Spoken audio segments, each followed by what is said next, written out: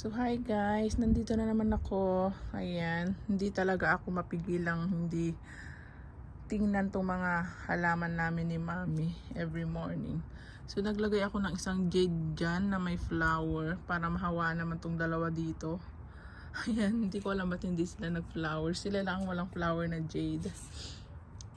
So ayan guys. So ito yung sinasabi kong parang bird yung flower doon sa bahay ng alaga ko. Yung sa amin kasi nakapaso.